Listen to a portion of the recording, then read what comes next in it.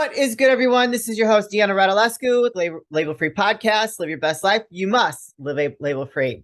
As always, bringing you incredible guests. So sit back, relax, and tune in. My next guest is an accredited health coach. She has 2 advanced certifications in sleep science coaching. She's also the founder of My Sleep Makeover coaching program. Please welcome Morgan Adams. Morgan, thank you for joining us today. I'm looking forward to this conversation. Oh, good. Thanks, Deanna, for having me. I appreciate your graciousness in inviting me on. Well, so I didn't know, and I kind of figured I've always struggled with sleep myself. And so, like, since I was a little girl, I used to take a lot of Ambien, like, to the point where I had to take 2 a night because I developed a tolerance to it. And my late husband said I would do crazy things in the middle of the night because of it. And so now I read here that 46% of women have problems sleeping almost every night. That's a large number. It's a huge number. Yeah, absolutely. And, it hasn't gotten any better. In a recent survey from the American Academy of Sleep Medicine in 2020, it was revealed that women are 1.5 times more likely than men to report not waking feeling rested in the morning. Yeah. So we are definitely struggling for sure. And as we get older into our midlife years, it just becomes a little more of a challenge to get a good night's sleep. So I personally, going back to what you said, I was dependent on Ambien for 8 years. So I can actually really relate I did crazy things too. Yeah. So I can really relate to that. And, I definitely, caution folks to proceed with caution if you're going down that route. Yeah. And, unfortunately, a lot of primary care doctors, when they are approached by a patient who has a sleeping problem, will just automatically hand them a script for a sleeping pill. And in certain situations, it's fine. If you're going through a death, divorce, job crisis or whatnot, to take it short term is actually okay. But the issue is that most doctors do not provide some kind of exit ramp for being on the pills. And they end up prescribing them indefinitely for patients. And that's kind of probably what happened with you and me, is we just kept taking them because we felt like we had no way out. Well, so, right. I just say proceed with caution and realize there are some ramifications of that to your health and, to your life in general.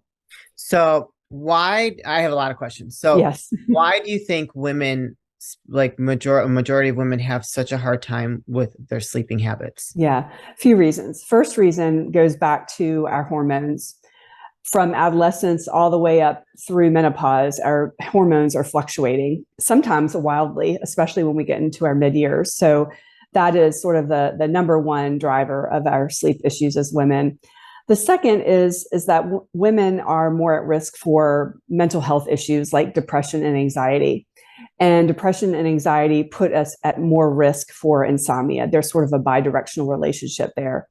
And the third reason why women have more difficulty sleeping, and this really kind of ties into later in life or midlife, is that we have so many competing roles in our lives.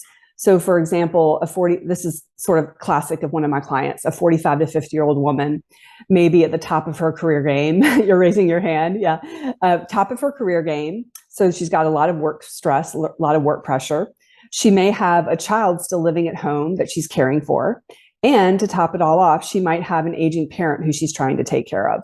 Yeah. So all of these demands come crashing down, and it creates a lot of anxiety for these women, which contribute to the sleep problem. So it's kind of a firestorm. All of these things combined together in different levels can really create some challenges for women who are, to sleep.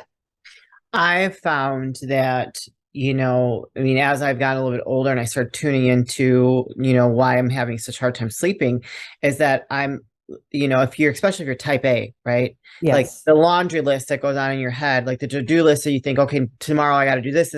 And so your mind just keeps going, and then it gets your heart racing, and it's just like, and then you have a hard time calming down. And so like, that's something that I realized that is a problem for me. And I think a lot of other women are like that as well. Yeah. Absolutely. That is like one of the most common problems my clients have. And I'll share a couple tips on that if you're interested. Sure. On how to mitigate that. So first thing would be to practice some type of mindfulness during the day, starting from the morning all the way up till evening. what ends up happening is if we don't sit down and take time for ourselves and kind of process our thoughts, those thoughts appear in the middle of the night when we're trying to get to, we're either trying to get to sleep or we wake up. So those thoughts are going to come up no matter what. So it's better to deal with those thoughts and emotions during the day so that they don't creep up at night. So really a great practice would be like a mindfulness meditation a few times a day. 10 minutes each segment would be excellent. Yeah. Another really, really impactful way to deal with these worries that come up at night is to do an exercise that I call the constructive worry exercise. And so what you do in this is a few hours before bed is generally the best time to do this. You take a sheet of paper and you divide it in half. And on the left-hand side, you write worries. And on the right-hand side, you write concerns. And you basically just brain dump and you just list down all of your worries. And on the column of solutions, you write the next step to solving that problem. If there is no immediate next step, it's a sort of a nebulous problem, you can just write that down too. Yeah. And then, you could fold that piece of paper, put it on your bedside table. And if you wake up in the middle of the night and you start to worry, you can remind yourself you've dealt with your worries and you'll resume worrying the next day at your designated worry time. Because if you can just get all that stuff out before bed, it's going to be less likely to kind of gnaw at you at night when you wake up. So those are some really impactful strategies that have helped a lot of my clients deal with that monkey mind. We get it from time to time, so. So monkey mind is just like the to-do list, or I've never heard that. Well, the monkey mind is sort of a way to describe all of those chattery thoughts in your head. Okay. Yeah. I like that. I've never heard that before. Monkey mind. I'll write that down. Part of my notes. So when I started taking Ambien, the thought was Ambien was supposed to start regulating your sleep. So if you're having a hard time sleeping, but then I found that, it was hard to get myself to regulate my sleep because then I was a lot depending on Ambien to get me to sleep. Yes. So I took it. I mean, I probably took it for a couple of years. I don't know if it was 8 years, but I would take it off and on for several years. And it was just like, it would start to being like, I would take one and I'd only sleep for like 3 or 4 hours. Mm-hmm. So then I needed to take 2 to really knock myself out, which would get me maybe 6 to 7 hours. Yeah. And then I realized as I was I was taking them more, like I was starting to get like almost depressed, like during the day, and I was like, my mood, it was like I was unstable with my mood and my mental health. Yes. Did you experience the same thing?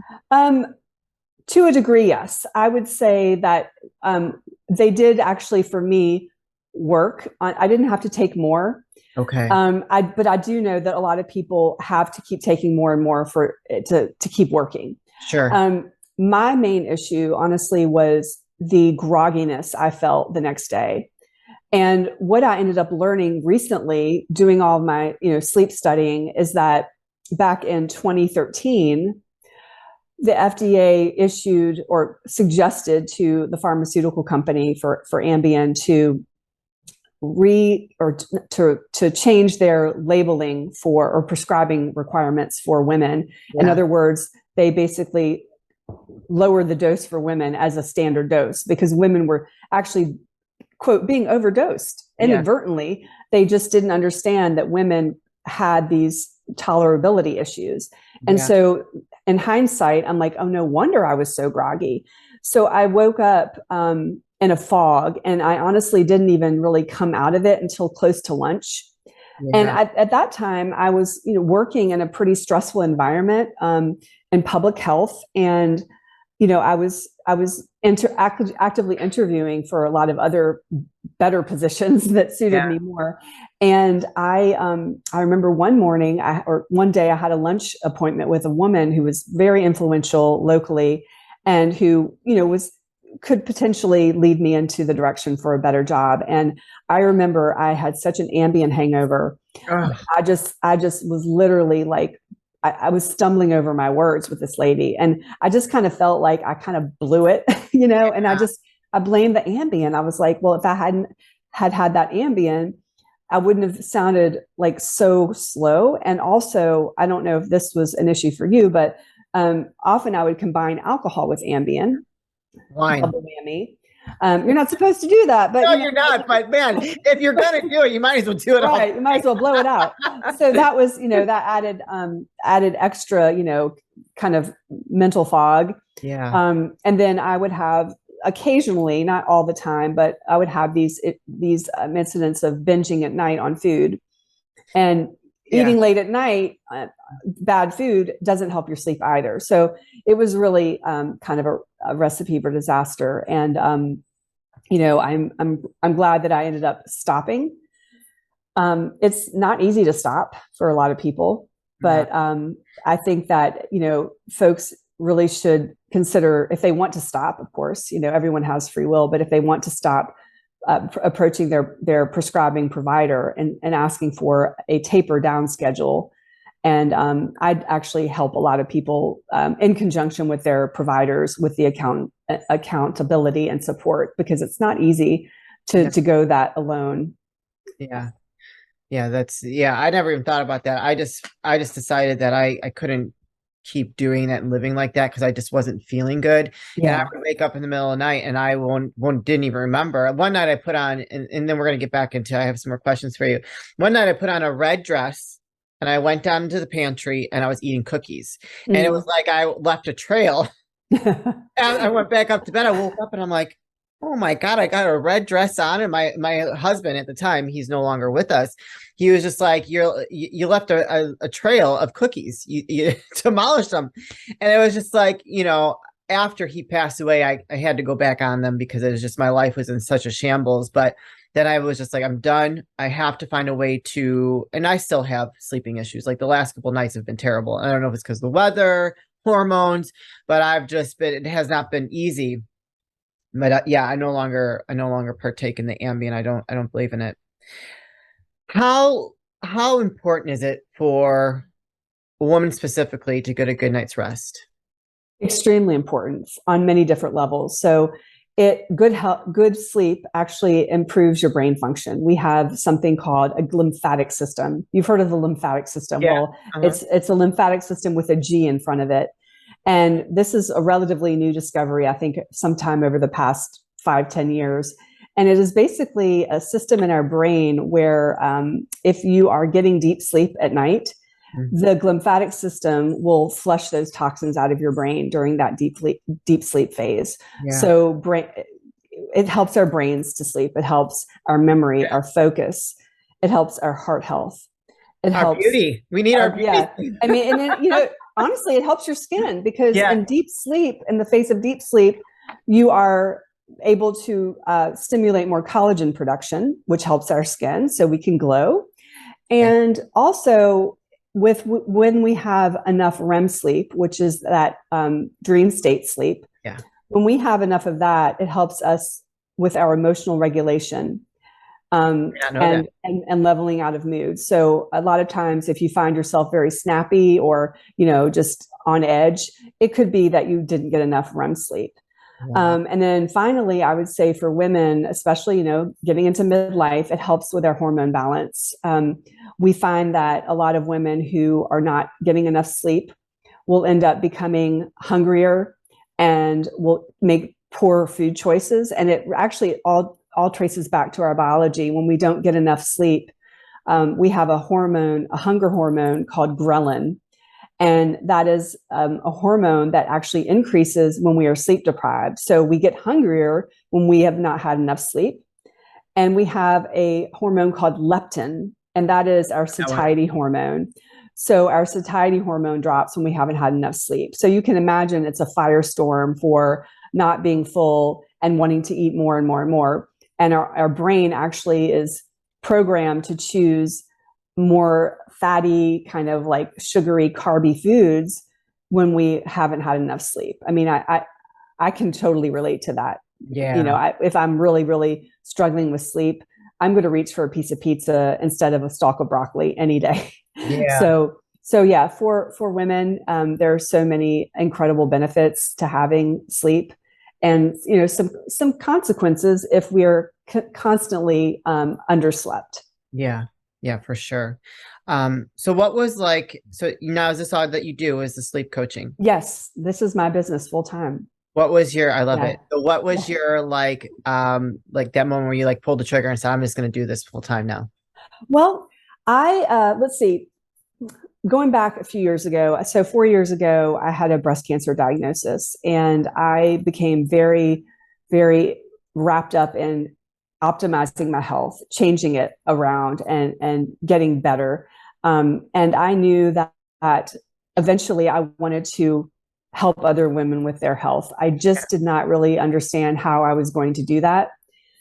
And then 2 years ago, I had this revelation that I wanted to help women with their sleep because I had had that struggle with insomnia many years ago. And then I kind of went back, not into full insomnia, but a sleep struggle in the very beginning of the pandemic, like the first couple months. Yeah. And so I started to really kind of optimize again. I bought an Aura ring to track my sleep. And I started sharing on social media some of the things that I was doing. And I came to find out that a lot of other people in my circle were struggling with their sleep. And that is really kind of the moment where I was like, I need to make this a career. Yeah. I'm extremely passionate about helping women with their health. And sleep is the foundation of health, no doubt. So why not start there? I love that. That's a great story. Yeah, Thanks. I mean, I'm like such a baby. If I don't get sleep, that's it. I'm not doing nothing. I have to take a nap. I don't believe, at this point in my life, I'm 46. I am not going to push myself to the point where I'm just feeling ragged because I Yeah. matter. I value myself and my health that, luckily I'm blessed enough to do that. My fiance and I, he's like, I want you to stay home. I want you to do what you love. And so I'm blessed to have that. But even before when I was working in corporate, if I don't have a good night's sleep, I just can't function. I Yeah. just can't. It's just not, and I don't feel good. Like I feel like you get worn down and that's you are more susceptible to get sick. Oh, yeah. You make poor decisions, like you said, with Yes. food. And it's just and poor decisions like you had an interview. Like, I mean, come on, that's just no good Right. for anyone. Right. But where can people find you, connect with you, and learn more? Yeah. So my website is morganadamswellness.com. I have a really fun newsletter. I call it the snooze letter Oh, that people can sign up for. It's a sleep insights and tips that come out every 2 weeks. I have something called a sleep sanctuary checklist that's available for download on my website to get you started. I also offer a complimentary 20-minute clarity call for anyone who's thinking about getting coaching. And I'm also really active on Instagram. I do these goofy reels and stories. And so my handle there is morganadams.wellness. So if anyone wants to connect with me and chat sleep, I am all ears. Awesome. You guys, I'm going to put those links in the show notes. So don't hesitate to go click on one of those links, reach out to Morgan, go follow her on Instagram and take her up on that free call and her checklist. If you're having issues sleeping, especially if you are a woman and you need a little bit of help there, she is wanting to help and make your life better. What does it look like before we start wrapping things up? What does it look like when someone says, okay, I've just had the call with Morgan. I'm interested in moving forward. What does your process look like from that point? Yeah, pretty straightforward and streamlined. I have an offer that is a one-to-one coaching package. Okay. It is you and me on Zoom, pretty much for 6 sessions, ideally every week, and we just really drill down and try to figure out what's keeping you from sleeping and implementing tactics and strategies to get you back on track. So that's kind of the nuts and bolts of it. I love it. Yeah. Awesome. Okay, before we say goodbye, what are some last words of wisdom or advice that you'd like to leave with the audience? Yeah, last words of wisdom and advice kind of actually tie in with the name of your podcast, Label Free. So if you are having trouble sleeping and it's a struggle for you, I would really suggest that you not label yourself a bad sleeper, because sleeping is a biological process. We don't sit there and go, she's a bad breather. Yeah. She's a bad eater. We don't really say that. So, and especially if you have a child, to call a child, hey, little Susie, you're a bad sleeper. That child is going to really embrace that label as they get older and think they can't sleep well. So just words matter. Yeah. And if you are having trouble sleeping, own it and say, I'm having some struggle sleeping at the moment, but I'm working on them, instead of really labeling yourself as a quote bad sleeper. That's good advice, because I know that I've labeled myself that. Like, I would get so frustrated in the middle of the night, tossing and turning, and just like, man, I just can't sleep, and just I think that putting that negative thought on it, and that, is just adding to the problem. So I would agree. Yeah. Well, Morgan, thank you for what you do. I've never talked to a sleep coach before, and I know that for us women, it's necessary, and we struggle. I know I have always struggled. So we appreciate you sharing some of your Yeah, wisdom of on the show course. today. Happy to do it. Awesome. You guys, this is your host, Deanna Radulescu with Label Free Podcast. Live your best life. You must live label free. Please don't forget to subscribe, follow, rate, review, comment, share, all those good things. And I'll be back soon with more dynamic guests.